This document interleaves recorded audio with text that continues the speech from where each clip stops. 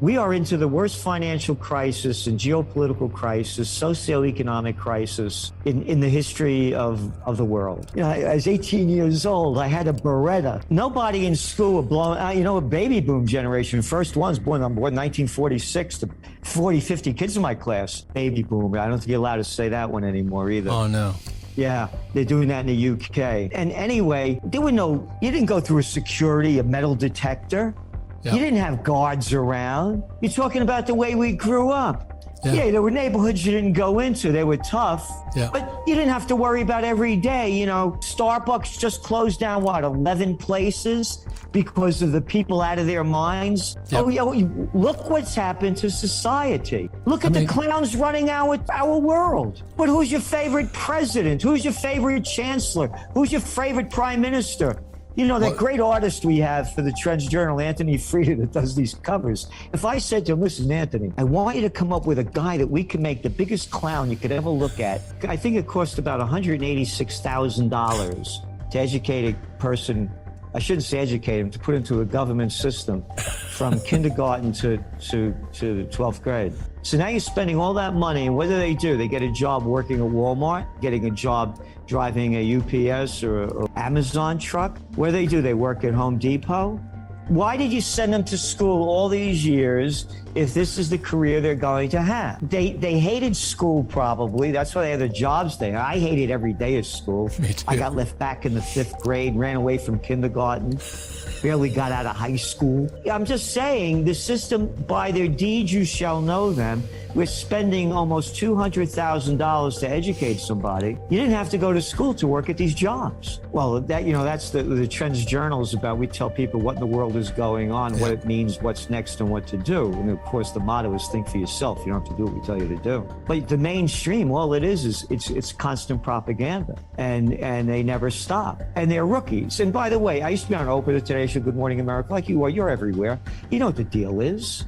I mean, you're working for the corporation, right. And they want you to say what they want you to say, and you got to be in the game. So what you're getting the system. And when it goes back to remember the Maine, the Hearst newspaper with the Spanish-American War. Right. And you go back to the New York Times. You know how Saddam Hussein, he has them aluminum tubes. Well, we were wrong, but we'll tell that after we told the propaganda. We are into the worst financial crisis and geopolitical crisis, socioeconomic crisis in the history of the world. And now, with them raising interest rates, inflation continued to skyrocket. What the COVID war did is unprecedented. It's incalculable, the damage it's done. It killed the lives and livelihoods of billions of people. Right. You mentioned about what's going on in Sri Lanka. How about exactly what you said? It's the New World Disorder. It's going on all over. Yep. When people lose everything and they have nothing left to lose, they lose it. And they've lost everything. Look at all the businesses just in America that have gone out of business. What, a third of the dry cleaners? Gone. What's office occupancy rate? Depending on what you look at in the metro areas, it's around 40%. You mean it's 60% lower? No more happy hours.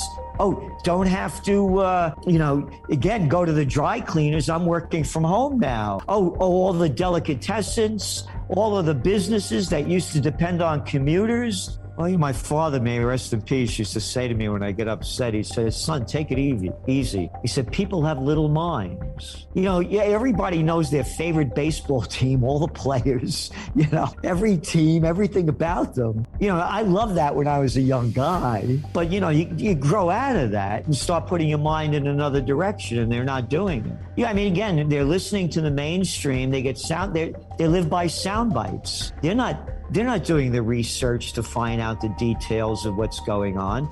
And you talked about the Chinese communists. How about bringing China into the World Trade Organization by Bill Clinton? And they came in two weeks officially after 9/11 when nobody was looking.